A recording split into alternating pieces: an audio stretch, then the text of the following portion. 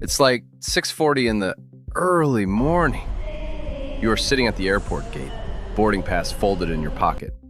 The PA system's doing that thing where you cannot understand anything. Your coffee lid squeaks, then buzz. Your phone, that short, sharp buzz that makes your heart jump. And you already know before you look, your stomach drops. Tesla, down big, double digits. Another notification, then another. Your group chat's blowing up. Your throat gets dry. Your knee won't stop bouncing even though you're telling yourself, it's fine. I'm long-term, totally fine. But here's the weird part. You don't feel like you're watching a number. You feel like you are being judged. Like the market saying, I told you so. You ever feel that? You look around. Everyone's pretending they're not glued to their phones. And you're thinking, do I check again before boarding? Or do I stop? And why does something so small feel so heavy? Here's what I've been thinking. Tesla isn't just volatile. For a lot of people, there's this thing I call the identity tax. You're paying with your mood, your attention, this weird tightness that creeps into everything. And once you see this tax, you won't look at Tesla the same. I'm Mr. B. I've been obsessed with money for many, many years. Not the math part, obviously, but what it shows you about yourself. Financial psychology. Those tiny invisible things that make smart people feel stuck. If that interests you, feel free to subscribe. And in a bit, I'll show you some simple math that reveals what just checking actually costs. It's pretty wild. So why is Tesla the hardest stock to hold? Why? It's not because it's complicated. It's hard because Tesla doesn't just sit in your account. It gets into your nervous system. If you've held it through a big swing, you know what I mean. It's not, oh, the stock's down. It's, oh shit, something's happening. Your body reacts first. Stomach drop, chest tight. Then your brain makes up a story. Usually a flattering one because those are easier to believe. When Tesla rips up, it's not just profit. It's relief. Like you saw something everyone missed. When it drops, it's not just risk. It feels like exposure. Like the whole market thinks you're stupid. You get it, right? I hope. Try to picture this. There's a thermostat on your wall, but it's not controlling room temperature. It's controlling your calm. And somehow, that thermostat got connected to a stock ticker. Green day, click up. You feel warmer, safer. Red day, click down. Everything gets cold and tight. And the scary part, you didn't set it up that way. So here's the problem. It feels like you're checking for information, but you're actually trying to control how you feel, chasing that hit of relief. You've done this. You check, you swear you're done. 2 minutes later, you're checking again, because the first time didn't make you feel better. What you wanted wasn't news, it was a feeling. Most people say, I'm long-term, but they're living in the daily chart. You click that one-day view because it's the most dramatic. Then you treat it like truth. But that daily candle feels true. It's just the loudest frame. You switch from daily to weekly and boom, shoulders drop. Nothing actually changed, you just changed the frame. The thermostat moved. Here's the audit I promised. During a volatile week, you check maybe 18 times a day. Not panicking, just monitoring. Each check is 40 seconds. That's 12 minutes. Add the let me see what people are saying scroll, maybe 6 more minutes. Now you're at 18 minutes a day.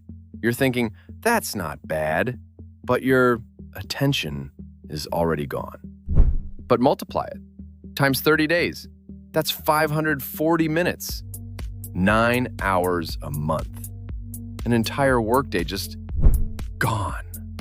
And we're not counting the sleep you lose checking at 11 p.m. The meetings where you're barely listening. The way every decision feels harder because you're exhausted.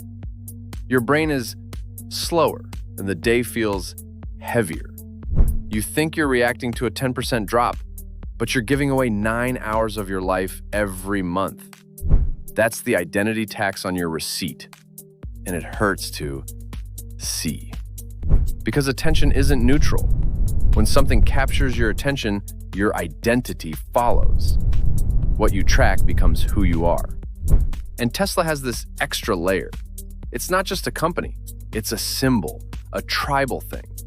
Some stocks you can own quietly.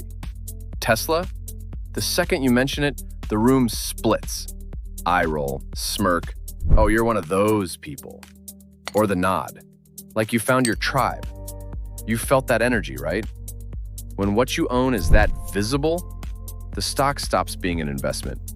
It becomes a position, a statement, even if that's not what you meant. This is where the Elon thing gets messy. You know Elon, right? The CEO of Tesla? When the CEO is constantly in your feed, your brain mixes everything up. Leadership drama with business risk. Business risk with what it means about you. Headlines aren't neutral. They feel like wins and losses in some culture war you never joined. Some headline drops and you don't think, how does this affect the business? You feel something first. Pride, annoyance, embarrassment. Then you look for reasons. It feels like analysis, but you're just protecting yourself. And this isn't just me talking. There's research, an NBER paper about the Musk partisan effect. They figured out Tesla would have sold way more cars between late 2022 and early 2025 without all the political noise. People bought other EVs instead. You don't need to pick sides to see the problem. If the brand's tangled with identity, owning the stock feels like owning a narrative. And narratives demand loyalty. So trimming your position doesn't feel like portfolio management. It feels like betrayal. Like admitting your side was wrong. That's when selling becomes way harder than buying. That's when you're trapped. Buying is a decision. Holding becomes a relationship. And volatile relationships teach your nervous system, chase relief. Green day, your chest loosens. Red day, that awful tight feeling, like you need to do something. Even when you don't act, that urge is exhausting. Here is another study. MIT researchers studied panic selling. 90% of stocks gone in 1 month. Rare normally, but when markets crash, it spikes hard. And the people most confident they can handle volatility, often not the ones who actually can. Thinking you're immune makes you walk into the stress test unprepared. When people panic, many never come back to stocks. Those who do often return fast, within months, once emotion settles. See the mismatch? Selling feels like safety, but can lock you out of what you wanted to be part of. Tesla makes this worse because the swings are vivid, the story's loud, everyone's got opinions. Perfect recipe for emotional whiplash. Your brain can't stay sharp all day. Research shows their accuracy drops the more forecasts they do daily. Experienced ones tackle important work early when they're fresh. That's professionals with training and systems. So if you're a regular person with a job, kids, life, what does constantly checking Tesla do to your judgment? It doesn't make you dumb. It makes you take shortcuts. When you're fried, you grab what's quick. Price action. One headline, one tweet confirming what you want to believe. And you stop evaluating the stock. You start evaluating yourself through it. That thermostat, wired to the ticker, controlling everything. And it changes who you become, slowly. You become the person who checks constantly, who argues about it, who needs to be right. Your baseline shifts. Your patience gets shorter. Your attention gets stolen without you deciding anything. So what do? Next time your phone buzzes and your body reacts, ask yourself, what am I protecting? If it's my plan, you'll feel steady, calm, boring. If it's my identity, you'll feel tight, defensive, urgent. That matters because the market can handle your plan. It can't handle your ego. Your ego costs too much. You think the hardest part of holding Tesla is forecasting where it's going? A lot of times the hardest part is protecting your attention from it. Let me say it again. attention. That's where the identity tax gets collected. Not all at once, in pieces. 9 hours a month, late scrolls, arguments, sleep loss, less patience with everything else. It compounds over time.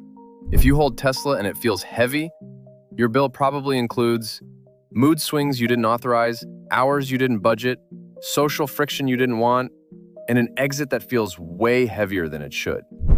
That's not failure. That's just how psychology works when it hits volatility and identity and social pressure all at once. The goal isn't to feel nothing. It's to notice what you're paying. Because once you see the identity tax clearly, you can hold the stock without it holding your week. The price can move. Your thermostat doesn't have to. If this kind of thinking helps, the quiet, specific, uncomfortable kind that makes things clearer, subscribe my channel and give a like to this video. Not for hype, just a steadier way to see things. One last question. Sit with this. If your mood stopped treating Tesla like a report card on your worth, what would you have space to think about again? What would you get back? Thank you for watching, and see you in the next videos.